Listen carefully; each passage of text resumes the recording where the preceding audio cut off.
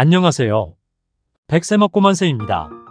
현대인들의 병인 역류성 식도염, 위염, 소화불량, 피부질환, 불면증, 이명, 이석증 중 하나 이상에 해당된다면 여러분은 소음인일 수 있습니다. 만성인 경우는 더욱 그렇죠. 아직 이런 병에 걸리지 않았다 해도 소음인이라면 걸릴 확률이 높습니다. 왜 그럴까요? 바로 소음인은 속이 찬 체질로 소화시키는데 어려움이 있는 음식이 있기 때문인데요. 그래서 누구보다도 소음인은 아무 음식이나 먹으면 안 됩니다. 소음인에 맞는 음식을 잘 알아야 한다는 말인데요. 이번 영상에서는 이런 음식에 대해서 자세히 알아보도록 하겠습니다. 음식을 보다 더 잘 이해하기 위해 소음인의 특징에 대해서 알아볼게요. 소음인은 수양체질과 수음체질로 나뉘는데요. 정확한 것은 한의원에서 진맥을 하셔야 합니다. 그러나 대체적인 부분만 말씀드릴게요. 수양체질은 변비가 특징이고 땀이 없고 어깨가 넓으며 허리가 가늡니다. 성격은 남의 말을 쉽게 믿지 않아요. 수음체질은 위가 불편하면 변이 무르거나 설사가 생깁니다. 성격은 말수가 적고 인내심이 강한 것으로 알려져 있습니다. 모든 장기들 간에는 균형을 이루어져야 하는데 소음인은 방광자궁과 신장은 강하고 위장과 췌장은 약합니다. 돼지고기나 보리, 참외, 수박 등은 방광자궁 신장을 더 강하고 활성화시켜요.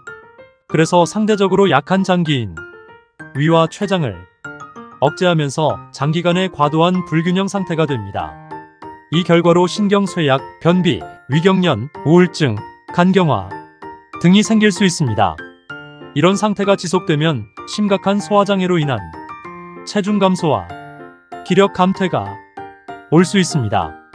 수음체질에게 다음으로 강한 장기는 간으로서 간에 좋은 해물과 푸른 채소를 즐겨 먹는 경우에는 위장과의 불균형을 초래하여 소화장애를 일으키기 쉽습니다. 수음체질은 땀을 많이 흘리는 여름에는 땀이 나지 않도록 유지하는 게 소화장애를 막는 길이기도 합니다. 그래서 땀을 흘렸다면 충분한 수분을 섭취해주세요. 이는 팔체질에서 출발했는데요. 팔체질은 전통 한의학의 이론을 기반으로 출발하였고 창시자인 권도원 박사는 여러 논문을 발표하기도 하였습니다. 이 이론은 객관적인 데이터를 근거로 한 치료법은 아니라 주관적으로 한의사의 진맥과 침기술의 비중이 높은 점으로 비판을 받기도 합니다만 실제로는 많은 한의사분들이 이 팔체질을 사용하고 있습니다. 어쨌건 두 체질 공통점은 소음인의 트레이드 마크처럼 되어버린 위장이 약하다는 건데요. 모두 위가 약하여 음식을 가려 먹어야 하며 특히 수음체질은 음식에 더욱 신경을 써야 한다는 것은 분명한 사실인 것 같네요. 소음인은 차고 냉한 속 그러니까 위장을 따뜻하게 해주는 따뜻한 성질의 음식을 먹어야겠네요. 지금부터 말씀드릴 음식은 한의학에서 말하는 성질이 따뜻한 음식, 찬 음식인데요. 모든 음식을 다 다룰 수는 없고 일반적으로 많이 드시는 음식 위주로만 정리하였어요. 그럼 속을 따뜻하게 해주는 따뜻한 성질의 음식 먼저 알아보겠습니다. 곡류 흰쌀, 찹쌀, 현미, 흑미, 옥수수, 호밀, 감자, 고구마. 곡류에서 먼저 흰쌀은 한의학에서 일반적으로 평성 음식으로 분류됩니다. 이는 흰쌀이 특별히 차지도 따뜻하지도 않은 중간 성질을 가지고 있어 대부분의 사람들이 무리 없이 섭취할 수 있다는 의미입니다. 흰쌀의 건강상의 이점은 흰쌀은 소화가 잘 되어 위장에 부담이 적습니다. 찹쌀은 한의학에서 일반적으로 따뜻한 성질의 음식으로 분류됩니다. 이는 찹쌀이 몸을 따뜻하게 하고 소화를 촉진시키는 효과가 있다고 여겨지기 때문입니다. 흑미는 안토시아닌을 포함하여 강력한 항산화 효과를 제공해 세포 손상을 방지하고 노화를 늦추는 데 도움이 됩니다.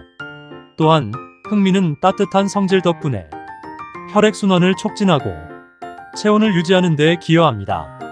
게다가 철분, 비타민 B군, 식이섬유 등이 풍부하여 빈혈 예방, 소화 개선, 에너지 증진 등에 도움이 됩니다. 옥수수는 한의학에서 일반적으로 찬 성질의 음식으로 분류됩니다. 하지만 옥수수는 식이섬유가 풍부하여 소화를 돕고 변비 예방에 도움이 되는데요. 소화를 돕기 때문에 소음인이 먹어도 좋지만 과도하게 섭취하지 않는 것이 좋습니다. 감자는 평성 음식으로 따뜻하지도 차지도 않은 음식이지만 감자는 소화가 잘 되고 위를 보호하는 효과가 있어 소화 기능이 약한 사람들에게 좋습니다. 반면 고구마는 따뜻한 성질을 가지고 있어 몸을 따뜻하게 하고 식이섬유가 풍부하여 소화를 촉진하는 데 도움이 되는데요.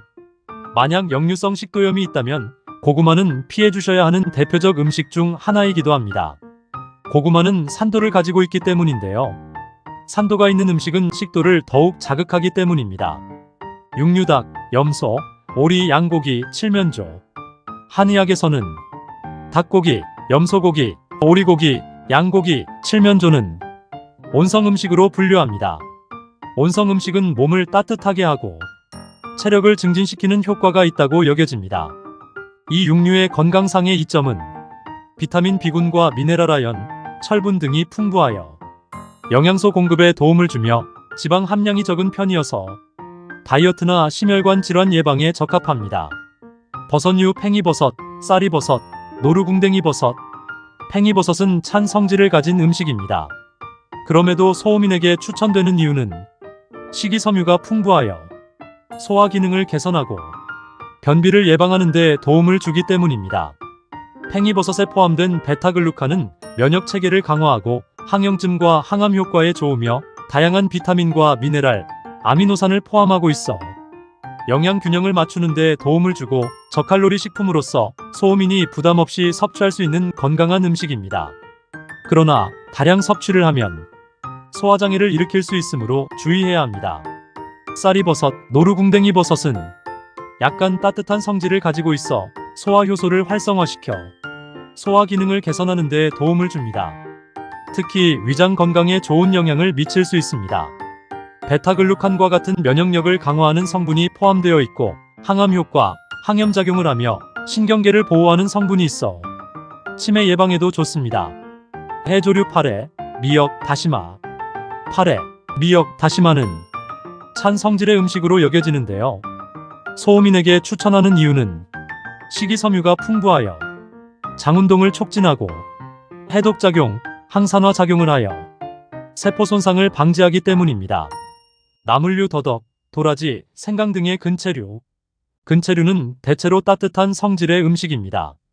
과일류 사과, 귤, 오렌지, 토마토, 망고, 인삼, 대추.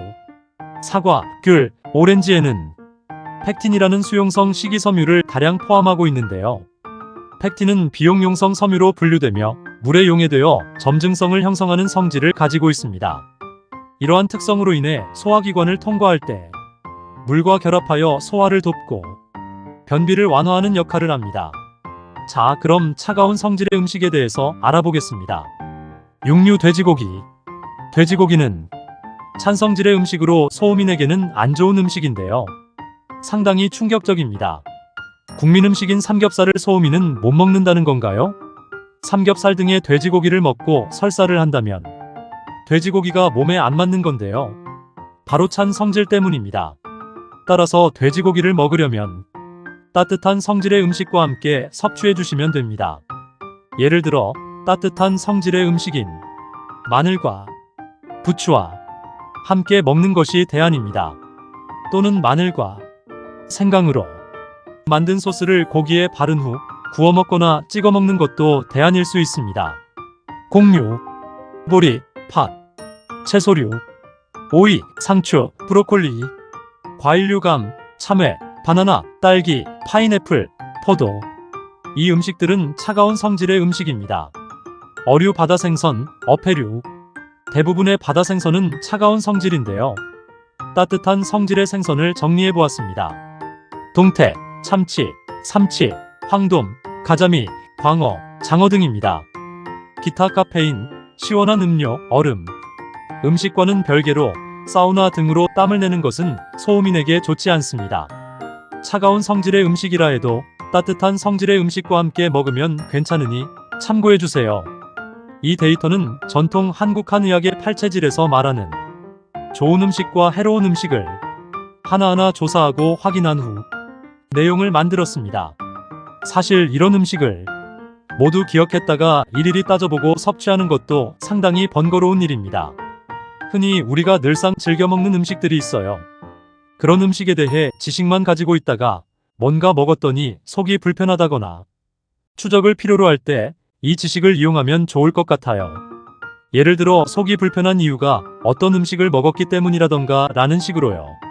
그러나 만약 현재 투병 중이라면 철저히 따져보고 섭취하는 게 맞다고 생각합니다. 몸이 이미 아주 예민한 상태가 되어서 약간 차이로도 장애가 올 수 있기 때문이죠. 환자에게 음식은 절대적으로 중요합니다. 이번 영상이 유익하셨다면 구독, 좋아요, 알림으로 답해주세요. 더욱 향상된 영상으로 찾아뵙겠습니다. 시청해주셔서 감사합니다.